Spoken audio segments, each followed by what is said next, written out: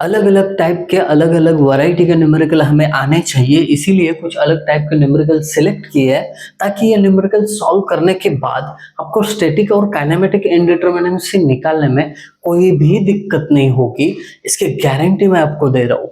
बस एक चीज की गारंटी दोस्तों आपकी तरफ से भी होनी चाहिए कि सर अभी तक चैनल को हम सब्सक्राइब नहीं कर पाए थे, बट अभी ये अच्छा मौका है, अब हम सब्सक्राइब भी कर रहे हैं और दोस्तों के साथ शेयर भी कर रहे हैं। इसी भरोसे के साथ हम बढ़ते हैं आगे। बट आगे बढ़ने से ये दो भरोसे की चीजें करना, शेयर और सब्सक्राइब कर लोगे।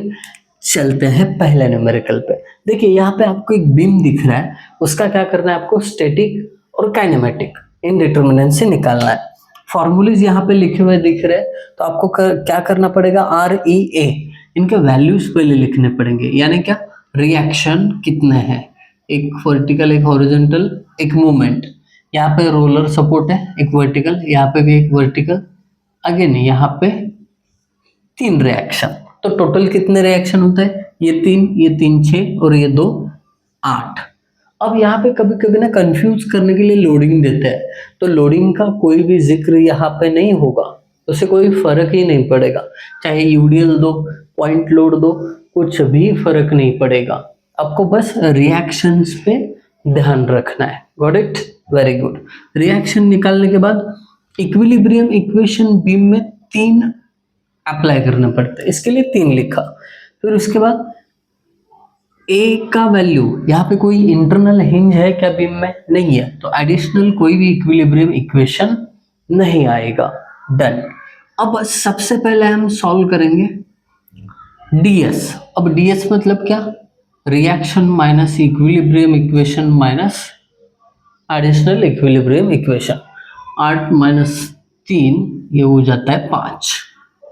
डी के, इसमें एक्चुअली ज्वाइंट भी लगेंगे आपको, तो ज्वाइंट कितने हैं वो भी लिख लो, 1 2 3 4। देखिए यहाँ पे एक सपोर्ट के लिए ज्वाइंट, यहाँ पे दूसरा ज्वाइंट, यहाँ पे तीसरा और यहाँ पे 4th। तो आप ज्वाइंट 4 लिखो, तो 3J - R यानी 3 into +A है डीके में। अब देखो 3 into J का वैल्यू 4 माइनस R का वैल्यू 8 प्लस A का वैल्यू 0। 4 3 × 12, 12 - 8 4 हो गया। इतना इजी है, हो गया आपका सॉल्व करके। अब इस न्यूमेरिकल में रिएक्शंस कितने आएंगे, ये फिक्स सपोर्ट है तो ऑब्वियसली एक वर्टिकल एक हॉरिजॉन्टल और ये मूवमेंट, फिर इधर एक वर्टिकल। अब ये हिंज सपोर्ट है ना, एक हॉरिजॉन्टल एक वर्टिकल एक हॉरिजॉन्टल। हिंज सपोर्ट पे क्या होते हैं, 2 रिएक्शन, तो ये 2 2 4 4 और 3 7। गॉट इट, बहुत बढ़िया। अब इसके बाद इक्विलिब्रियम इक्वेशन बीम के लिए हमेशा 3 रहने वाले हैं। इसके बाद ए नंबर ऑफ एडिशनल इक्वेशंस कुछ भी नहीं है, क्यों, क्योंकि इसमें कोई हिंज पॉइंट नहीं है, 0। फिर ज्वाइंट, ज्वाइंट कितने हैं, 1 2 और 3। ठीक है, यहाँ पे कोई सपोर्ट दे देते ना तो वो चौथा ज्वाइंट हो जाता, बट यहाँ पे कोई भी आपके पास सपोर्ट नहीं है, तो ये ज्वाइंट कंसिडर नहीं किया जाएगा। ये थोड़ा सा अलग है, इसमें अपना डिफरेंस समझो। यहाँ पे अगर दिया जाता कोई सपोर्ट तो ज्वाइंट कंसिडर करना पड़ता मेरे दोस्त, अब नहीं दिया तो छोड़ दो। अब ये फॉर्मूले यूज करके आपको यहाँ पे क्या करना है, डिग्री ऑफ स्टैटिक इंडिटरमिनेंसी निकालना है, बहुत इजी होने वाला है।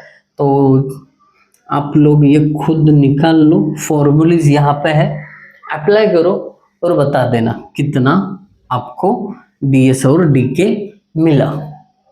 ठीक है, अब इसके बाद हम आते हैं इस ट्रस के न्यूमेरिकल के ऊपर। देखिए कोई घाई नहीं करना है, बड़े आराम से ठंडे दिमाग से। गलती कहाँ पे होती है, मेंबर काउंट करने में और जॉइंट काउंट करने में। तो उसको कैसे करना है देखो, पहले एम ही लगने वाला है ना, एम 1 2 3 4 5 6 7 8 9 10 11 12 13 14, 15, 16, 17, 18 कितने हुए ज्वाइंट, सॉरी मेंबर 18। यहां तक समझ में आया? ये सारी चीजें 18 हो गई। एक्चुअली यहाँ पे ना ज्वाइंट का ये दिखाया हुआ है, ये ज्वाइंट का पॉइंट नहीं, तो आप बोलोगे कि सर आपने ये डायरेक्टली अलग अलग कैसे काउंट किया? ये ज्वाइंट था, इसके लिए अलग अलग काउंट किया मैंने। अब इसके बाद आपको क्या करना है, आपको काउंट करने हैं रिएक्शंस। ऑब्वियसली यहाँ पे दो, यहाँ पे दो, टोटल 4 रिएक्शन। फिर ज्वाइंट कितने होंगे? ज्वाइंट 1, 2, 3, 4, 5, 6, 7, 8, 9, 10, 11 ज्वाइंट 11 हो गए। अब काम आसान है। अब ds is equal to m plus R, M18 plus reaction 4, फिर उसके बाद -2 इंटू J11, जो भी कैलकुलेशन आएगा ds d के लिए 2 into J minus R 4। Easy है, कैलकुलेशन आप कर सकते हो। तो कुछ इस प्रकार ट्रस के लिए भी आप स्टैटिक और काइनेमेटिक दोनों इंडिटरमिनेंसीज फाइंड आउट कर पाओगे। अब ये जैसे ही आपने कैलकुलेट करके हो गया, अब ट्रस में ट्रस हो गया, अब क्या आएगा? Portal frame. तो पोर्टल फ्रेम में क्या नयापन है? देखिए अब उन्होंने दिया है इंटरनल हिंज एक मेंबर में, तो इसका क्या असर होगा? सबसे पहले तो मेंबर्स काउंट करेंगे। देखो 1, 2, 3, 4, 5, 6, 7। अब यहाँ पे इंटरनल हिंज आने के कारण ये 8 और ये 9, हिंज के इधर का 8 उधर का 9 अलग अलग काउंट करने हैं। मेंबर 9 हो गए। रिएक्शंस यहाँ पे 3, यहाँ पे 3, यहाँ पे 3, क्योंकि फिक्स सपोर्ट पे 3 रिएक्शन होता है ना, एक पे निकाल के बताता हूँ कुछ इस प्रकार। सेम रिएक्शंस इधर और इधर, मतलब 3, 6 और 9 खत्म।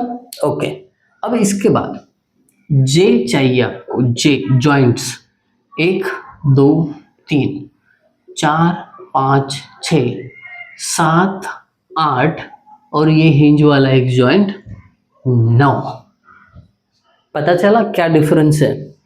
जहां पे हिंज आता है ना इन बिटवीन मेंबर, तो वहां पे एक जॉइंट कंसिडर करना पड़ता है। तो 9 जॉइंट हो गए। अब इसके बाद एडिशनल इक्विलिब्रियम इक्वेशंस, लास्ट के लेक्चर में भी मैंने बताया था कि m-1 करना होता है। तो ये जो है हिंज, उसको कितने मेंबर कनेक्टेड है? 1, 2, मतलब 2 - 1। तो यहाँ पे एडिशनल इक्विलिब्रियम इक्वेशन एक ही आएगा। इतना ही ट्विस्ट था, बाकी बहुत इजी है। फॉर्मूला देख के आप पुट करके आंसर्स निकाल दो और मुझे बता दो कि ये दोनों के लिए आपके DST के कितने आते हैं। आई होप आप सभी को न्यूमेरिकल समझ में आया होगा। अगर समझ में आया है तो कमेंट करके ज़रूर बता देना और हमारा हौसला बढ़ाते रहना। Thank you guys for watching video. Thank you so much.